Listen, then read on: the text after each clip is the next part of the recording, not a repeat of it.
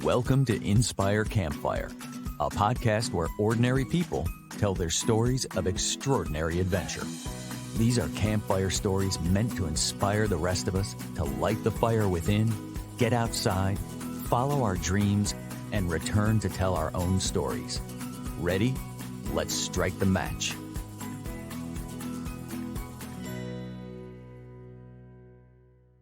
Welcome to the show. I'm your host, Scott Wurzbacher, and today we're going to talk about how a passion for travel can not only become a career, but how it can help change the face of an industry. Today's guest has done just that, and she's here to share with us how she did it and how we can learn from her journey. Sahara Rose De Vore is with us today, and she is a wellness travel coach and the founder of the Travel Coach Network, a global community of travel coaches. Sahara went from broke college student to traveling 84 countries solo to becoming the CEO of her travel businesses. She believes there is more to a travel career than just blogging and booking trips, which led her to creating the world's first and only ICF accredited certification program for travel coaches.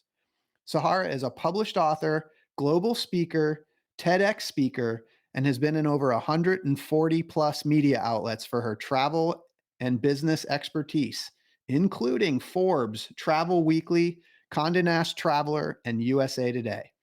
She was also named one of 2023's most influential women in travel by Travel Pulse. And I feel so lucky to be able to share her story here with you all today. Sahara, welcome to the campfire. Thank you so much for having me. I'm really excited to chat with you today. Yeah, I am super excited. I am really intrigued. I wonder if we could just jump right in. I mean, travel is just such an integral part of this whole podcast. But this idea that there's such a thing as a travel coach, oh man, that's pretty cool. Can you tell us what does it mean to be a travel coach? Yeah, so uh, since the travel coaching industry has been growing tremendously, especially during and as we come out of the pandemic, um, there are different definitions out there, but within the Travel Coach Network and our certification program, a travel coach is essentially someone who helps people set intentions for their trips, bring awareness to their why they want to travel, and really help them tune into how they can use travel as a tool to reach whether it's personal goals, work goals, wellness goals, or the transformation in their life that they're looking for. Wow, I love that. I mean, I'm just as you're talking, I'm thinking like a lot of people seems to me just think like but don't even think that deeply. It's just kind of like I need a break. I'm going to go on a vacation. But this setting of intentions and this why, I wonder if you could just go a little bit deeper on that. Yeah, so I think like a good place to start is like why did I start? Where did I think of this or where this first come about? And like you said in the intro, I started backpacking right out of university to figure out my own why, my own purpose in life. Find what happiness looked like to me. I was struggling with anxiety and depression when I was in ever since I was younger, and then it got worse as I was coming to my graduation years of university with all the different pressures in life that you have. And I just said I need to go figure out my life, and I started traveling. And within that, I always say I traveled during a really prime time in the travel industry. I started with a flip phone and a paper map. My phone didn't even turn on for service Yeah. back then. I was the one knocking at hostel doors, asking in the pouring rain if there's a bed for me to sleep in, and often, times got turned down because I didn't do my research on whether there was a festival in town or not. Um, all the way through to current day where we have every piece of technology and app and social media and platform under the sun to help travel booking and planning easier and more seamless. But because I have that really unique perspective, I spent a lot of my time over the years just talking to travelers, understanding and hearing why they were traveling, what about travel was what they were gravitating to. We all travel for very personal underlying reasons that we don't often talk about or bring to the surface. Um, and what I noticed then too was there's that rise of the digital nomad. Now remote work Yeah. is everywhere. But for years leading up to 2020, I saw this trend of these digital nomads. There became different destinations around the world, more hubs where there was more this term digital nomad, where companies and thought that it was just this crazy, careless millennial who, you know, didn't care about work or didn't care about anything in life but themselves. Sure enough, it's a desirable lifestyle of the sense of freedom and flexibility and adventure and purpose and fulfillment that everyone is seeking to some degree in their life. And that's where we see this rise in remote work. But I was wondering why companies were not paying attention to this when it became the trend of employees or even executives quitting their corporate job. It became like a tagline we hear: quit the 9 to 5 to travel the world, quit the Yeah. corporate job to travel the world. And I said to myself, well, why is it travel? Why are these people not quitting their job to volunteer or to lay on the couch or Yeah, for sure. to, make cook more food in the kitchen? I don't know. It's travel that they're turning to. And I said, well, why are companies not paying attention to this? And then that's when I dove into, corporate burnout and business travel burnout, and really started studying the marketing of tourism and hospitality companies. And realize that they're all doing the same thing and everything remains in the industry at a very surface level. And so that's where I decided that I wanted to add more depth to how people traveled, why people traveled, and how travel was viewed in our lives, because we all use it as a tool to some degree. At some point, every time that we travel, we're different and there's a different reason. And I wanted to bring that to the surface. Wow. So there's so much I want to get into. I mean, you just talked about adding depth to their experience, and I want to go there, but I think we should, just to give listeners context, I want to go back and just kind of talk about your story. This sounds like, I mean, in the intro, broke college student to traveling 84 countries solo to becoming CEO. Can we go Mhm. back to the very beginning, and can you Yeah. share a little bit about us, little Sahara, and what life was like, and what was that spark that created this passion for adventure? Yeah, I mean, even though my name is Sahara Rose, I didn't come from a very wanderlusting family. I am a solo and only child to a single mom. I grew up in a very middle class family that, often struggled to even put food on the table at times. And no one in my family traveled for business. No one in my family went on a luxurious vacation. No one talked about travel. Our extension of traveling was in the family van down to southern Texas to Mexico to visit my grandmother's family. She's from Mexico. And then up to parts of Canada to visit my grandfather's family. But I was so young during those times, I barely remember bits and pieces of the Mexico trips. And then when I was 15, I took with my mom and best friend, an all inclusive trip to a resort in Dominican Republic. But as we know, those experiences are very sheltered and gated, and Mhm. you are, there's only one perspective of the experience you have there. And that was my extent of it. I was also never someone who knew what I wanted to do in my life for a career. I wasn't like my friends in high school and in college who knew what I wanted to study or what path to take. I was hopping around different types of jobs over the years. I had hopped around different types of topics in school to learn about. That also fits my personality. Yeah, I love learning about different things. I have a variety of skills in different areas. I am capable of a lot of things, but nothing really sat with me that I was like, this is what I want to do. right. And it was my third year university, and that's usually around the time that you actually have to figure things out. The first 2 years That's of right. university are Gotta make usually some just, decisions now. Yeah. yeah, usually like there's prerequisite courses you have to take and required courses. But it became third year. But I, at that time, was moving across country and my mom was going through a divorce. And I wanted to not come back to my hometown of Milwaukee, but I wanted to come in the Midwest and I wanted to go to a bigger city. And Mhm. I chose Chicago. So I had one opportunity to find a school there. I'd never been there at the time. And I found a school and they had a hospitality and tourism management program. And I was like, that's travel's cool. Like I heard about this For thing called sure. backpacking. I joined the program, and in that program, I was really inspired by a lot of the foreign exchange students who were in my classes from Asia and Europe, and how easy it was for them to travel to different places and how many countries they had been to. And then we were learning about different destinations, and my professor had been to so many places and he would tell us about that. So there was something in me in that first week of school that I said, I am going to figure out how I can travel.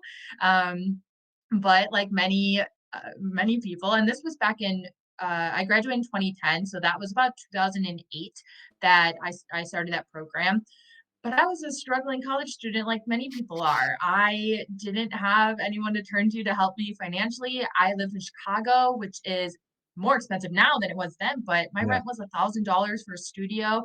I was barely being able to make money to pay rent, and I was in school full time. So I told myself I'm going to figure it out. And it's always been a thing in my life. If I want to do something, I'll figure out a way to do it.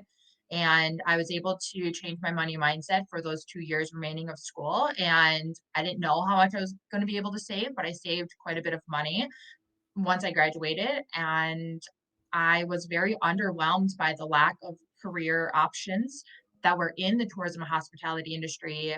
Um, that none of them interest me to the degree of how much I wanted to travel at that time. Yeah. And that's why I said I'll just kind of take my own path and my own journey.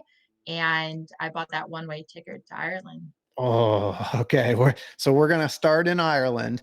I want to go back a little bit though. There's a couple things I want to just catch up on.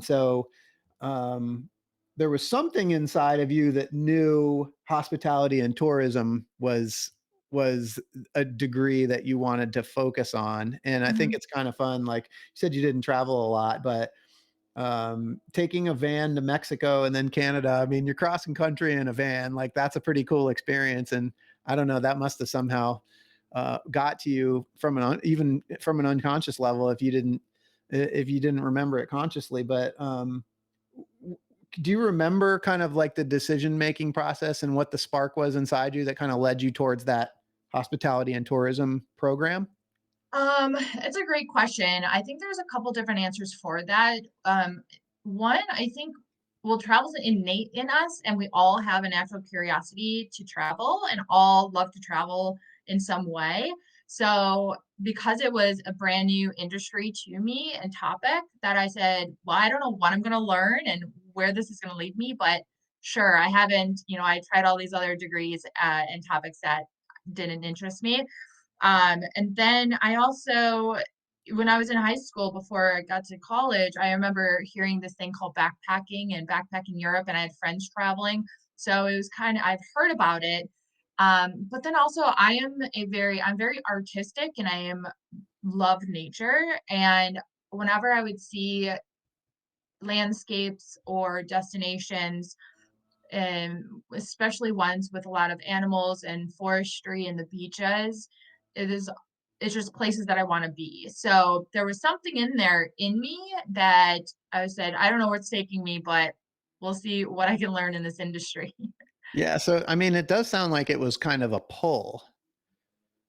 Yeah, it was more of like an innate pull in me that, did interest. And I've always worked in the hospitality. Hospitality is very broad. So I've Yeah. always worked in something in customer service. I worked in Yeah. restaurants a lot. I loved meeting people. And also within me though too is because I've always struggled with an anxiety disorder. Um, and as humans, we have a natural fight or flight reaction. And I've always had the flight. And so sometimes it's physically a flight. And Interesting. so Yeah. I knew like travel has always been, as many people say, it's an escape. So I thought it was interesting to learn more about this industry that would allow me to escape in some way. I love that. That's so fun. Fight or flight. Might as well jump on a plane. I don't know if it's not the healthiest. It's not the healthiest to fly all away all the time, but that's where my mind was when I was in my teens and 20s. Hey everyone, it's Scott here. This podcast is a passion project for me because I absolutely love adventure. And it's thanks to the effort of my residential real estate team here in Charlotte, North Carolina, that many of you know as the W Realty Group, that this podcast gets funded. This awesome group of people have unmatched levels of competence and caring for our clients. If you know of anyone looking to buy or sell a home, our team serves the Charlotte, North Carolina market, but we can also help you find an agent anywhere throughout the US or Canada through our highly connected network. When you support our real estate business, you are also supporting this podcast. Thanks for listening, and thanks for your referrals. Yeah, it's such a cool concept, though. I love that. So you used the word innate twice, and I loved when you said travel is innate in us. Mhm. I agree. I just wondered if you could maybe elaborate on that a little bit. Yeah, I think that the different I call them elements of travel. Travel embodies a lot of kind of things that we as human beings need, like human connection, like food and, fulfillment, all these things that if you think back in our ancestry when people started traveling, you know, so long ago, it was for all these different reasons to explore, to find shelter, to find security, to, find something that feeds you. So whether it's physically feed you or feeds your soul now, to connect, to meet people. So travel is that bigger umbrella of a lot of these things that we as humans naturally need and crave. And I think that is one of the reasons why I say like travel's innate in us. Not everyone is an avid traveler. Not everyone fully understands the power that travel can have on us, but there's this pull. So like I was saying that there's this when I ask travelers why they travel, many of them don't go the depth yet and I force them to do that, but a lot of the initial answers that I get are things like one of them is to escape and to get away, to Mm, explore, to meet new people. But it's like, okay, well, if we look at that, like what about those things are, go a little bit deeper. What does that mean to you? What does an escape look like to you? Why do you want to meet new people? It's just a natural feeling. And it's hard to articulate for them as it is for many people just because it's a feeling. It's like, I don't know. I don't know why I need to eat yeah. food. I don't know why I need to meet new people. I don't know why I need to go to this new place.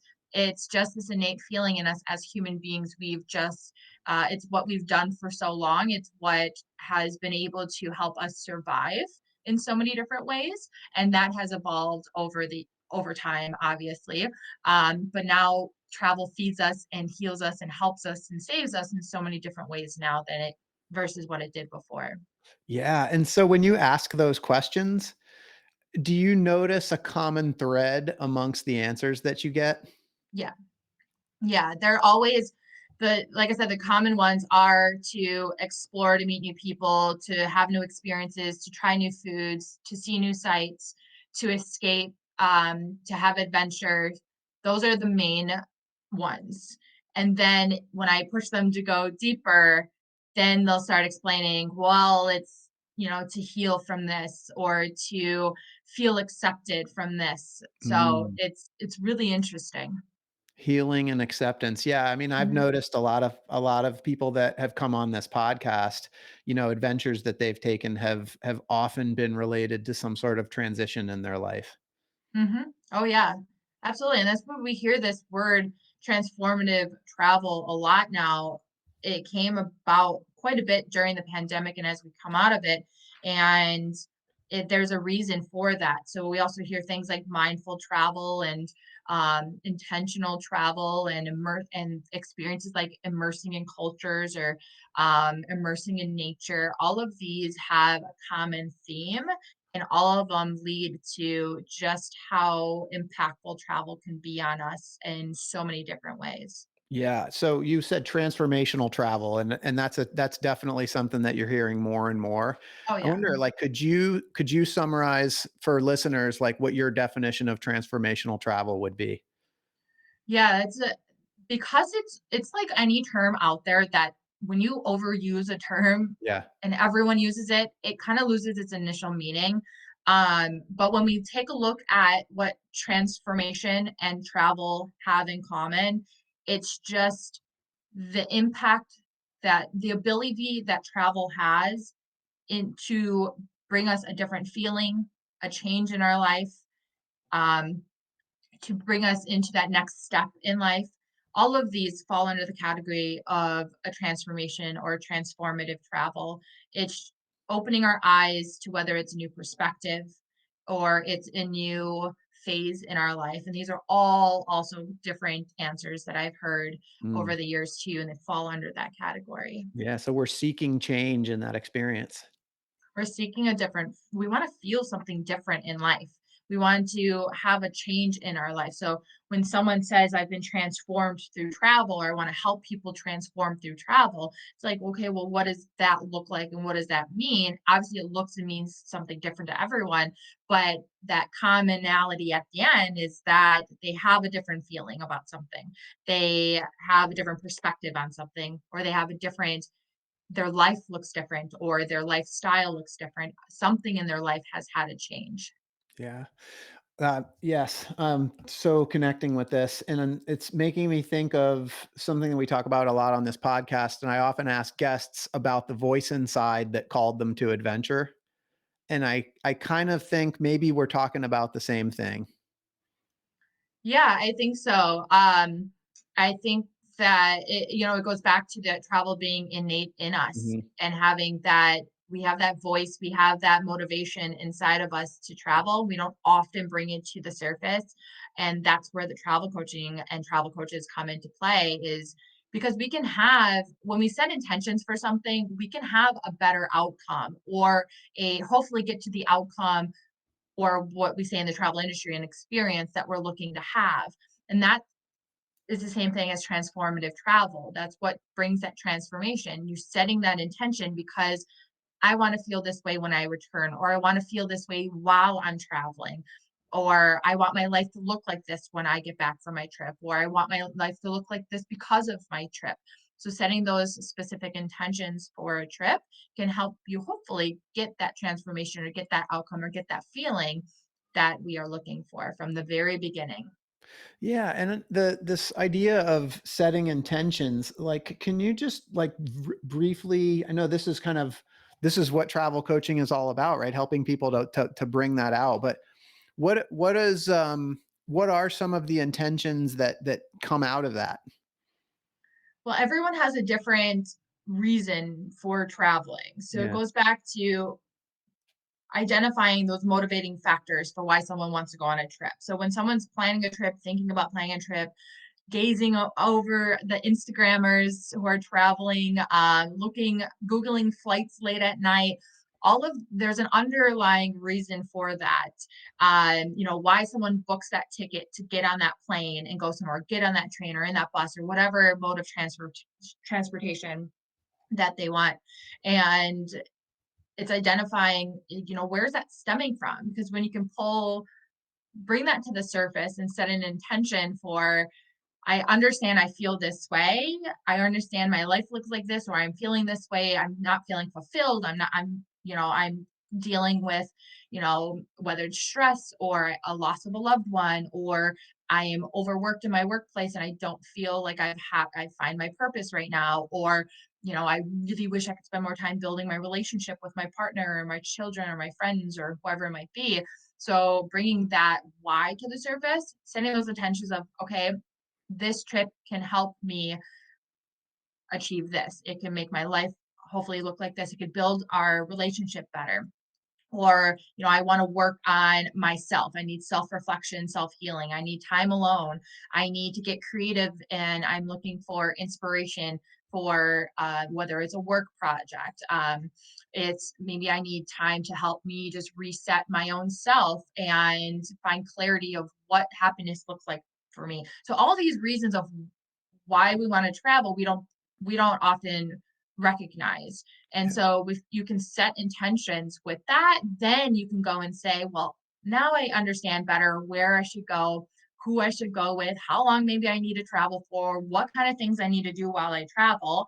And whether it's, you know, connect with more people or spend time in a Mhm. place self-reflecting near a body of water and journaling, or you know um, challenging myself, getting myself out of my comfort zone. So there's so many different things we can do while traveling, but if you set those intentions from the beginning, you can make better decisions on all of the travel planning questions that have been asked all along of where do you want to go, how long, you Yeah. know, what kind of activities you want to do. Yeah, and so in this intention setting, just to just go like one little step deeper is, in order to set an intention, you kind of have to know what the intention is. But I'm hearing you say like travel is, or that innate feeling of wanting to travel is a feeling, and we kind Hmm. of sometimes we have to explore to like to get underneath it. Hmm. So like with people that work with travel coaches, like how often is it that they show up not knowing what their intention is, and you all Hmm. have to work to kind of discover what that is?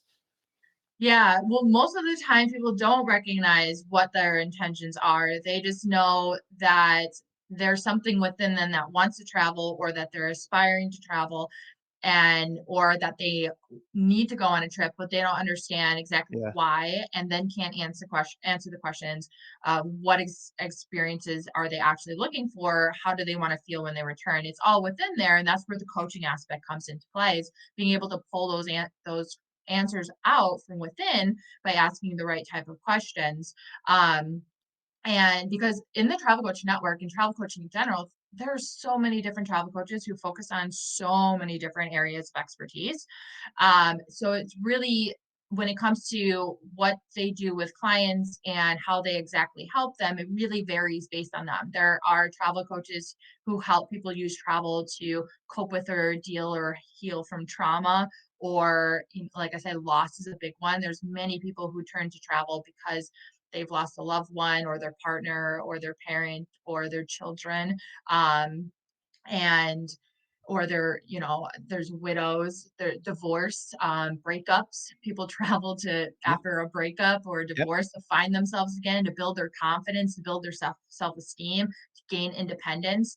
So that's why solo female travel is such a big industry, because of those key things: empowerment and confidence, and finding yourself. And so depending on the type of travel coach they are, helping people identify like what is it that you are really looking to get out of this trip, and why do you think that might be that is travel that you're turning to. Yeah. So, and with all this, I think it takes a certain mindset and mentality to even think like I want to work with a travel coach, right? To even like take that first step. Who works with a travel coach? Like who are your clients and the clients of travel coaches? Yeah, so I do something differently. So, as a wellness travel coach myself, I work with more companies. They are the ones that interested me most to make a bigger impact, in particular for corporate wellness and business travel well being. So, what I do as a wellness travel coaching consultant for companies is I educate them on the various wellness benefits of travel, like the emotional, spiritual, mental, physical, professional, intellectual wellness benefits that travel can help with employees, whether it's vacations, sabbaticals, volunteering abroad, incorporating like time in outdoors in nature in their own in their own location, and and leisure and everything for business travel. So it really varies. It's just bringing these what I call those elements of travel into the value of travel and wellness into the corporate world. As the founder of the Travel Coach Network, I work directly with the travel coaches, but learning through them what their clients come to them for and how they help their clients as well too. So it really varies across the board. Cool. And I definitely want to get into that, like kind of to learn about that experience and setting up the travel coach network. We got to get back to Ireland because I want to hear about that. I want to share that journey with our listeners. But before you went to Ireland, there's one more thing I wanted to catch up on. You said that you had to change your money mindset. Mhm. And I think that's huge when it comes to planning adventures, planning travel. And I really would love for you to share with us what that means and what you had to go through. Yeah, so like I said, I was a broke college student. and I was living in quite an expensive city. So I knew that I needed to take control over how I viewed money and work on my money mindset. Because I grew up in a family that didn't have very much money, and I've had just my mom to turn to, but then she needed help financially. So I no longer had that. So I had myself to depend on. So Mhm. I had to see what I could control and what I could change. So essentially what I did is I took a look at my calendar. Again, I was in school full time, and I said, well, where can I pick up more work? What can I build? What are my expenses right now? What can I eliminate? What can I lower possibly? And I really just worked on making money. And at the same time, I worked on saving money. I was also so busy making money that I didn't spend much money. Yeah. But it's in the long run, it doesn't matter how much money you make if you just spend it all anyways. So it was a good balance within there. But I filled my schedule with very flexible jobs, and jobs that were of interest to me. So I mean, this was before too, where you can just find jobs easier online, but Craigslist at the time was my friend. So I would always find jobs. So I applied to a variety of staffing agencies, which allowed me then to work for different trade shows or conferences. I got to meet and mingle with different companies. I love children, so I would nanny and babysit for wealthier families in Chicago. Then when I turned 21, I was able to work in the restaurant. So I had different restaurant jobs and bartending jobs. But then ended up working at a restaurant that was quite lucrative and spent the majority of my time there working every shift I could possibly find and get. Um, and so I was always busy making money. I love art, so I'd sell paintings.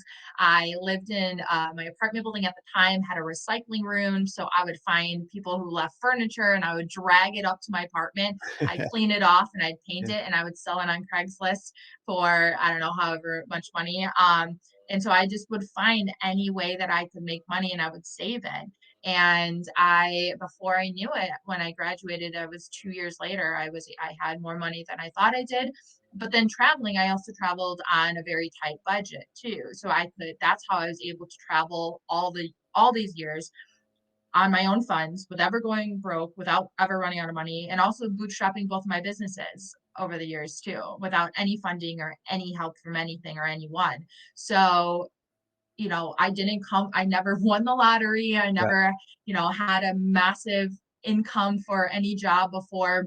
Um, but if anyone's listening, like you really can, it's small little things like that. I used to coupon a lot and save money. One time I had a grocery store pay me to take the groceries out because I used coupons properly. Nice.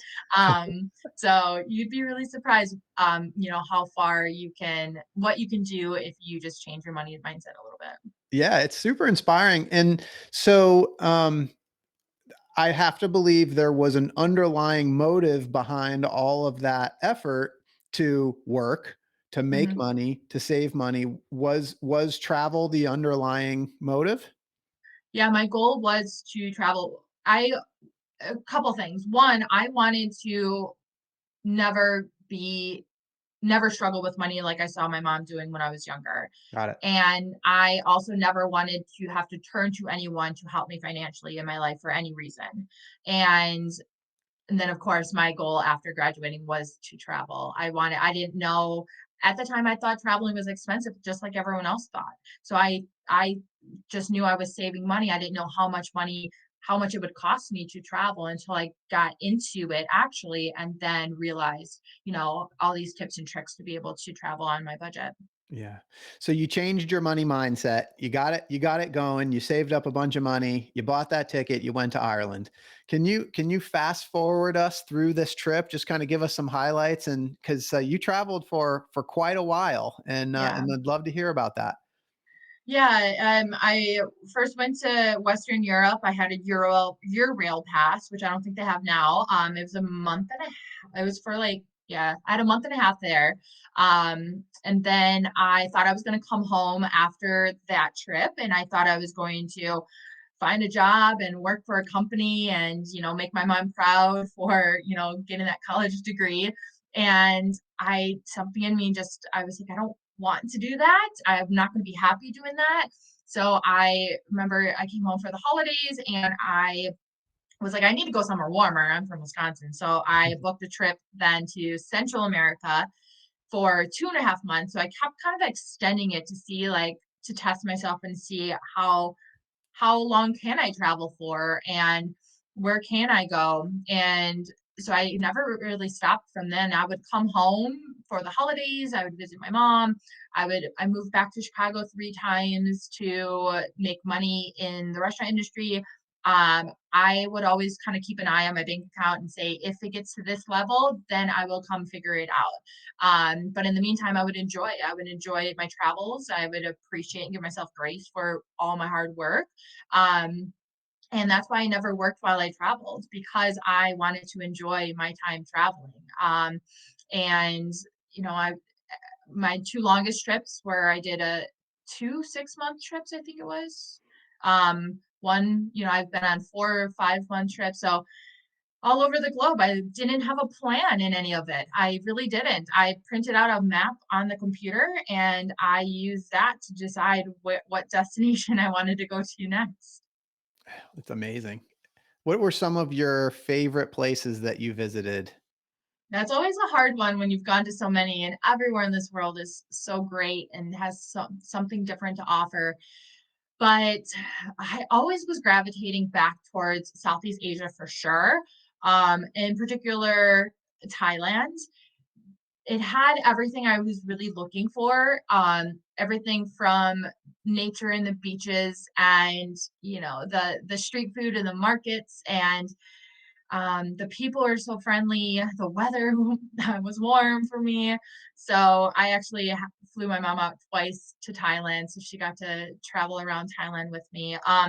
I spent a lot of time in um, South America as well. And a country that I found that was really cool and very diverse in its different regions is Argentina.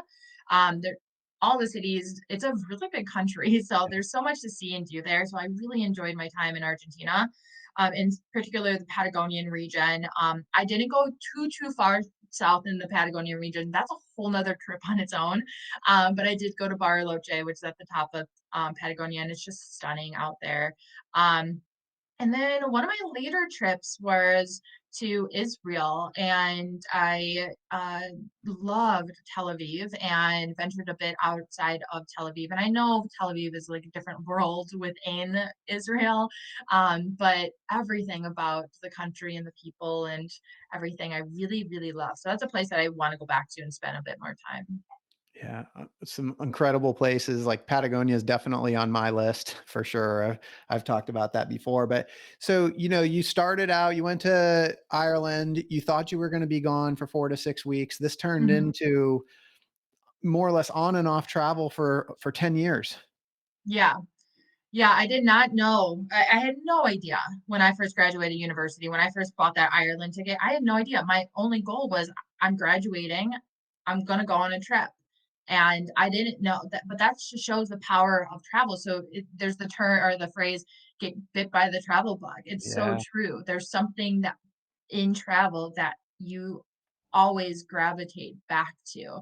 And not everyone gets to carry that out in backpacking journeys like I have. Because everyone's life and lifestyles and responsibilities and everything looks differently. But I knew that you can't go back in life. You can't go back and say, I wish I had done. I mean, you can say that, but you can't make it happen.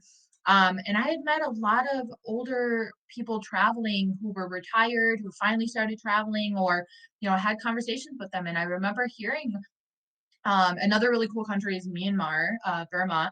So I remember being on a bus in Burma, and there was an older couple sitting next to me, and they just retired, and we were just chit chatting, and I remember them saying, "Oh, I wish we started traveling like you did years ago." And I remember taking it from them, like, I don't want to be in a place in my life where have, I wish I could have done this, or I wish I did do this, or I regret not doing this, because you don't have that opportunity to go back in time. So that's why everything I do at every phase in my life, I try to make the most of it, and so that we don't live with any regrets. Yeah. No regrets. So you spent 10 years traveling, and this is a passion because it's what you love, but you took it beyond that Mhm. and you figured out how to make it your career. So how did we go from traveling to like making travel your profession, your career? Yeah, so although I had that degree in hospitality and tourism management, and I put that aside for years. I didn't think I was going to use it. I felt really bad. I was like, my mom helped me go through college. I'm not using this degree, even though I love travel and I was traveling. I didn't see the connection between anything of what I wanted to do Mhm. in the career because I didn't know what I wanted to do in general. But as I was traveling and enjoying my travels, I and the rise of social media and the rise of technology, I was learning more about other types of travel jobs that were outside of what I learned in my hospitality and tourism management program. And of course, there was jobs like a travel agent and travel advisor, travel managers for corporate travel. Travel influencers became a thing. People saying, well, just get a job that paid you to travel for business. Travel blogging became a thing, and travel writers, flight attendants, working in hotels. I just went down the checklist and I was like, I don't like any of those things. None of them will fulfill me. Nothing, I don't align with a lot of them. Fun fact, I actually have a fear of flying, so I don't want to live on an airplane. Um, and so I can't fathom being a flight attendant. And I have anxiety, so I don't like planning and booking people's trips for them. So I never thought of wanting to be a travel agent. And even though I have a book and I write a lot of stuff, I'm not I'm not a writer. I'm not a fan of writing. So I didn't want to be a travel writer, journalist, or anything. So I said, there has to be something more. Here I am. Not only do I have this degree, which at the time didn't really think much of it, but I'm traveling these places. I have in-depth conversations with travelers. I have a really unique perspective on the industry. I understand travelers. I understand what's going on in the industry. There has to be something more out there. There has to be, but I realized I loved the empowerment side of travel. I'd have friends and family asking me, "How'd you do it? I wish I could do it. You know, how do you stay safe? How do you travel on that budget? You know, where do you think I should go if I want this type of experience?" So I loved empowering them to know that they could travel on their own time and budget, but I didn't know what that could look like as a job. And so I gave myself time and I said, when I'm 30, I will figure out my life. And I just enjoyed my travels till I was 30, and then 30 came about. And so I bought a laptop, and it was the first time I traveled with a computer. And I was in the north of Spain, and I sat down and I opened it up and I Googled how to start an online business. I realized that because I didn't find anything I was looking for, I was going to have to figure out how to create something myself. I had no idea what that was going to look like, but I knew that I didn't want to settle for something that wasn't going to make me happy. And I didn't think I was ever going to be an entrepreneur. I didn't think I was going to do or create what I've done so far, but I just started researching, and that's where I came across the coaching industry and saw how big the coaching industry was. And I just put two and two together and I said, well, I love travel and I want to help people with empowerment. So I then decided to focus in the corporate side of things to make a bigger impact um, in the corporate wellness world, but then had people reaching out to me about travel coaching, and that's where the Travel Coach Network started too. So over the past about, I think it's been 5 years now, been building every day at the same time the Travel Coach Network and my wellness travel coaching and consulting business. Yeah, and so you clearly have the experience to be able to advise people about locations all around the world, the reasons why, like you've got like the whole package. But how do you go from having the skills and the knowledge to starting to like acquire clients and then taking it into the next level where you actually are changing the face of the industry with the Travel Coach Network and some of the things that you guys are doing in there? Can you help bridge the gap from that sort of knowledge to actually making it happen? Yeah, so as a wellness travel coach and consultant, I dove into research. I already knew what I understood from the industry, what I understood from, research within travelers, the Mhm. online space and the online Facebook groups, what people were talking about, what people were looking for. But I dove into research on corporate wellness and business traveler burnout and came across, I studied what all these different companies were doing, what vacation policies look like, what companies were doing anything in the world of, valuing travel for their employees. And then I started researching the various wellness benefits of travel. And I spent close to a year doing research, online research in those areas. And then I started that with with companies. So I do a lot of speakings and got involved with organizations and stuff. So really kind of paved my path in that and made a name for myself because I have a different approach to wellness travel. I don't talk about gyms and spas and yoga retreats and wellness centers. It's not my thing. It's not my perspective. It's not what I believe is truly transformative in the world of travel and wellness. I talk about this holistic approach to wellness travel of how there's so much information out there on how travel can improve or impact or benefit these different aspects of our well-being, whether it's personally or professionally. So I take that information and I provide that to companies. And then as a travel wellness or as a founder of the Travel Coach Network, as I was building my business as a wellness travel coach, I was starting to document that journey and helping others who had some sort of interest in it too. I did not imagine that the Travel Coach Network would become what it is turning into now. But I did believe in that there was something that people can do with in a travel career that's far more than just booking trips or writing about travel. And I did understand and believe in the the transformative power that travel has. And as travelers, that we believe in that and that we wanted to bridge the gap between how passionate we were about travel and helping others have that transformation or that change in their life as well too. Yeah, and I've heard you talk about how the travel industry historically has gotten it all wrong. And I think that's part of your sort of your unique approach to this. I wonder if you could talk about that. Yeah, so this that stems off of a recent article that a friend of mine who is I know through the business travel industry wrote about corporate travel. And I said, well, I personally believe that the whole tourism industry, travel industry has gotten it wrong all along. And what I mean by that is that when you take a look at any booking platform, any travel agency, any destination, when it comes to their process of booking the trips, their definitions of personalized or customized or tailored experiences, what they're marketing to travelers and how they market to travelers and the language they use, all of this is at a very surface level and doesn't go the depth that an industry that's so personal and so emotional like travel deserves. Mm, So I think that, and that's where travel coaching and why I think travel coaching is growing so much is that people are realizing that travel has always been used as this tool to help us thrive in our life, but the travel industry hasn't gotten there yet. So when they talk about traveler predictions or traveler preferences or helping people have a personalized trip, it's always been still about you know, do they prefer leg room? What loyalty points do they prefer? How many kids do they have so we can make sure that there's children's options at the resort they go to? Or, do they prefer nightlife or what's their favorite cuisine? Or do they prefer warmer destinations or not? Like that doesn't say much about a person. And every time we travel, our preferences are going to be different. So we can't really use fully past predictions to preferences to have future predictions. And that's what's happening in the industry, um, with just now the amplification with technology. So the travel coaching and travel coach network adds that human approach, that human centric aspect to why and how we travel.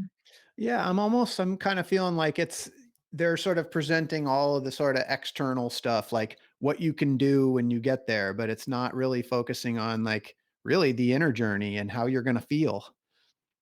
Yeah, and I mean, I understand it from a corporate level that they need to stay competitive and they need to offer what makes money. But traveler behavior is changing and it has been changing, especially because of the pandemic. Where we go, how we spend our money, how long we travel for, what we do in destinations how we, people are adjusting their lives to be able to travel more and work more freely, but companies are not, there's a disconnect still between what they're talking about and how they're marketing and what they're selling to what travelers are actually looking for, and that change in traveler behavior. Um, and so we're seeing small changes like the rise of transformative travel, like sustainable and responsible tourism, adding that care, that deeper value of travel to the industry. But there's still a disconnect between what the actual tourism and hospitality industry does. I mean, I just came back from a conference or a trade show this past weekend where there were different destination booths, and I would go and I couldn't tell you, if I'm looking at all these different countries, Yeah. what where one starts and the next ends. They all showed beautiful pictures of the beautiful beaches. They all showed the size of their hotels. They all talked about the same amenities and the same features, but that's not what's going to sell travel moving forward. And so that's where I say the industry has gotten it all wrong. It's almost like it requires the end user, the customer, the traveler to infer, like they see the picture of the beautiful place, but then they have to like, they have to make their own inference on like how that beautiful location is going to affect them, or maybe, or if it even does. But what I love about what you're doing in terms of like changing the industry is you're really bridging that gap on a professional level between like that inner space of how we feel and what we're looking for internally and the actual physical trip itself. And I Yeah. sense that's kind of what you're getting at with this, with this and Travel Coach Network, which I want to just take a minute. Can you tell us what the Travel Coach Network is for listeners? Yeah, the Travel Coach Network is a global community of travel coaches, which within that, there are also travel agents, there's medical experts, there's life coaches, combining travel coaching with what they do in their current role or the business that they're building. And then there's travel coaches who focus in a variety of niches as well, too, who identify as just a travel coach. So it's essentially a community of travel professionals, I call them, that believe in and embody the power that travel has on us as human beings, and the transformative power and the ability to use travel as a tool to help people thrive and reach their specific goals. Um, and within that, we have our travel coach certification program, our flagship program, but then we have our community on in our Facebook, and we have our other products and courses. But the whole community itself is just people who really believe that there's more to travel than what is already being put out there, and how they want to help people through travel too in a more meaningful way. Yeah, it's so awesome. I mean, I can tell like your passion, your experience, like why you've had so much success and so quickly in this industry. If somebody wants to become a travel coach or they want to get involved with the Travel Coach Network, what's the best way to get started? Yeah, well, you can visit us at thetravelcoachnetwork.com. You can find us on the Travel Coach Network on Instagram and Facebook. There's a free beginner's guide to travel coaching when you go onto the website too, or in our Facebook groups as well, and our Instagram. You kind of find it all over the place. Those are the best ways to get in contact with us and to join our community. And because again, I always say this to my community, it's not about me. I'm the one, I'm the face here, but it's about everyone there. So connecting with each other. There's a lot of incredible human beings in the Travel Coach Network. Yeah, I love it. And so we talked about that innate feeling of like the desire to travel, the innate want of travel. We talked about that as the voice that calls us to adventure. So for prospective travelers, when they hear that voice or when they feel that innate feeling, but maybe they decide to ignore it, or they kind of, you know, just sort of let it kind of come and go, but it keeps coming back. What advice do you have for those people? My advice would be for them to hire a travel coach so they can help Great them answer. Good work answer. through all of that. No, it's an honest answer. It's like, because sometimes, whether you hear it from me or you hear it from someone who can best relate to you, there's different reasons why people have limiting beliefs, or there's different reasons why they, don't actually follow through with that wanderlust of theirs, or even that trip, or one trip that they want to take. There's different reasons, but there's travel coaches out there who best relate. So maybe it's a single mom who feels too busy, someone working in the corporate world who feels overwhelmed and feels ashamed to take a vacation. There's, or someone who struggles with loss and feels like they just need time to soul search.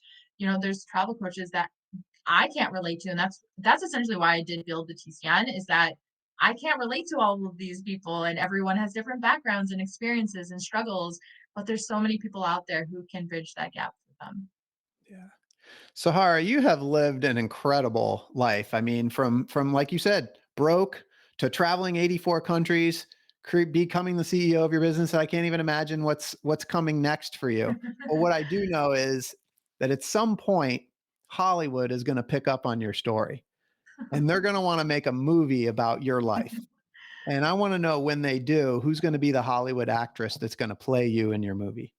Oh gosh. That's always a funny one, but I don't know. I would just say someone that people often say I look like, maybe. I would say maybe Olivia Munn. People have said I look like Nice. her. Okay. So maybe her. Olivia Munn. Okay. What is your movie going to be called? Maybe it would be called Wander Rose. Wander Rose. Wow. Okay. That's fitting. I like that. Wander Rose starring Olivia Munn. I'm going to go see that movie. It's going to be awesome. I You can go cannot pitch it wait. to all the production companies now. Yeah. And if people want to find out more about you, or get in touch with you or your network, what's the best way for them to do that? Yeah, you can find on Facebook and Instagram, the Travel Coach Network, or the travelcoachnetwork.com. For me, myself, you can find me at sahararose.travels.com or Sahara Rose, the Travel Coach, on all of the platforms.